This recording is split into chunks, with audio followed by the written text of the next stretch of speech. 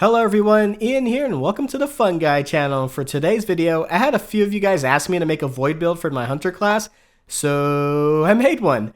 And I'm actually quite glad because, oh man, have I been missing out. I have forgotten how good the Void subclass is, and it's absolutely insane. And I might just main this subclass now.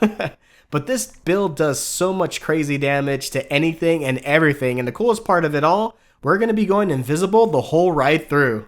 It really is that good, and it's really fun to use, so let me get into the video. But before I do, if you're new around here, be sure to subscribe to the channel, and since I don't have a set schedule for posting my videos yet, turn on notifications as well. That way you'll be notified once a video goes up.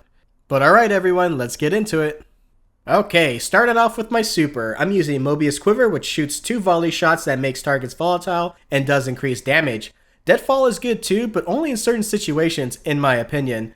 For my dodge ability, I'm using Gambler's Dodge so that way I can get my melee charge back whenever I dodge near a target. I would use Marksman Dodge, but since I'm going to be going invisible like a lot in this build, I really don't mind the reload time. For my jump, I'm using Triple Jump, and for my melee, which in this case is a Snare Smoke Bomb that weakens targets and slows down their movement speed, and remember, targets will take increased damage while they're weakened. And for my grenades, I'm using the Vortex Grenade. And for my aspects, the first one I'm using is Vanishing Step. Dodging makes you invisible. And the reason why I'm using this aspect over Trapper's Ambush is simply because the majority of the time I'm playing solo, and being able to quickly dodge into invisibility is quite useful for me instead of trying to jump in the air and use Quick Fall. I've tried it before, and every time I would attempt Quick Fall, especially in endgame level activities, I would always get sniped out of that animation. But hey, if you guys are good with Quick Fall, then go right ahead. And it applies weakens to nearby enemies, so that's always nice.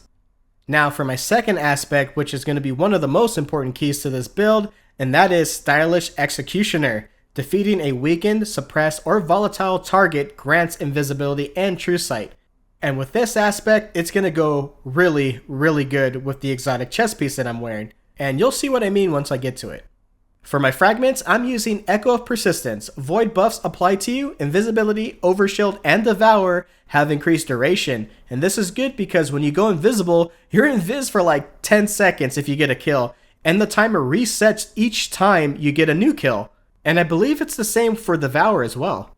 Next, I'm running Echo of Undermining. Using your Void Grenades weakens targets. And yes, I know, it does have minus 20 to Discipline, but I promise you, this fragment is very useful, because remember, weakening enemies allows you to do increased damage to those targets and slows down their movement speeds, and that's huge. Now you have your smoke bomb and your grenades weakening targets.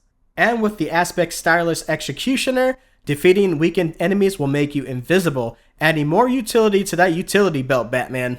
Plus it goes well with the next fragment I'm using, and that is Echo of Instability. Defeating a target with a grenade grants volatile rounds for your void weapons, and again adding more juice to this build.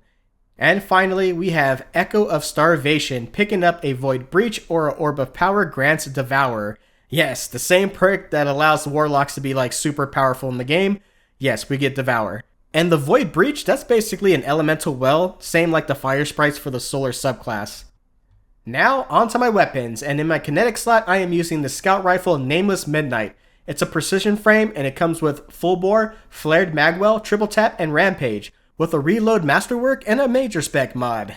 The Nameless Midnight is a really good scout rifle to use in PvE, plus it does unstoppable rounds for this season, so yep, check that one off the list.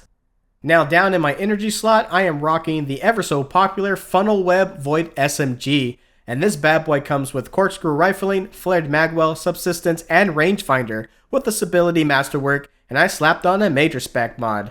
However, for this slot, you can actually use whatever void weapon you like. As long as it deals void damage, that's all that matters. Like the Gnawing Hunger auto rifle, which is a great choice for your void weapons. And just yesterday, I even pulled out the Graviton Lance out of the vault, and it was going hard on the Battlegrounds activities. But that new Vexcalibur though, man, pretty epic. Lastly, my heavy, which is a pretty good rapid frame machine gun, the Shattered Cypher, and this thing comes with chamber compensator, alloy mag, under pressure, and adrenaline junkie with the stability masterwork and boss spec. Now, when I said the Stylish Executioner aspect was one of the most important parts of the build, well, the other part of it is an exotic chess piece called Gyro Falcon's Huckberg, and I'm pretty sure I said that wrong, but it's all good because this thing is the business, especially with the exotic perk See Me, Feel Me. Your void weapons gain volatile rounds after you emerge from being invisible.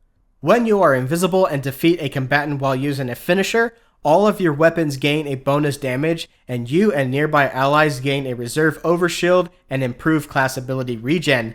And for those, reserve overshields can be deployed by using your class ability. So as you can see with the Aspect Stylus Executioner, you're going to be going Invis non-stop and coming out of Invis with volatile rounds ready to go. So you're going to be dealing some crazy damage and going invisible after every kill you get. And that's pretty gnarly if you ask me.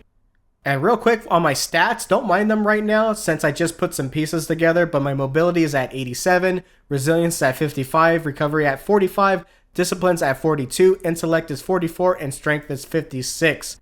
So pretty much even across the board, but I am going to improve my stats while I level up and look for high stat armor pieces that will further improve my build, mainly prioritizing mobility, resilience, and discipline, which in my opinion makes for a really good hunter build. But I wanted to just give you guys a quick glance at my stats, and for being somewhat average, it's still an absolute beast, and that shows you how powerful the Void class is. Now for my armor mods, and for my helmet, I have a mobility mod, Ashes the Assets, gain bonus super energy on grenade kills, Harmonic Siphon, rapid void weapon kills creates orbs of power, and Hands On, gain bonus super energy on melee kills, aka my smoke bombs. And for my gauntlets, I have a mobility mod, Impact Induction, causing damage with their melee attack reduces your grenade cooldown, and remember, smoke bombs weaken targets and slows down their movement speed. Just be sure to dodge near an enemy so that way you can get your smoke bomb back. Then I have Firepower, your grenade final blows creates orbs of power. And Focusing Strike, grants class ability energy when you cause damage with your melee attack. For my chest piece, I have a mobility mod with a Void, Arc, and Solar resistance mod. Now down to my boots, I have a resilience mod, Innervation reduces grenade cooldown each time you pick up an orb of power, Absolution reduces all ability cooldowns each time you pick up an orb of power, with a Void Weapon Surge mod, which I highly recommend you guys using, especially with any subclass that you do use. Just to give you that small bump in weapon damage, it can really help out a lot. And finally, for my class item, I have a mobility mod, 2 bomber mods, because yes, I like having my grenades back as quickly as I can, plus my grenades will deal weakened damage and it's going to grant me volatile rounds. Of course I'm going to want my grenades back fast. And Distribution reduces all ability cooldowns when using your class ability near enemies. For the artifact, it has some really good mods for the Void class, starting off with Authorized Mods Void and Authorized Mods Grenades, basically giving you a discount for those mods you use. Then it has Volatile Flow, picking up an Orb of Power grants your Void weapons volatile rounds, giving you more chances to pop off with those rounds. And we have Bricks from Beyond, and this one's a good one right here. Defeating a powerful combatant with a Void weapon has a chance to generate heavy ammo for you and your teammates. And finally, we have Void Weapon Channeling. You gain a temporary bonus to Void Weapon damage after you defeat a target with a Void weapon while at least one of your Void abilities is fully charged. This damage bonus is increased based on the number of fully charged Void abilities you have. And if you guys don't have these unlocked yet, well then get her done.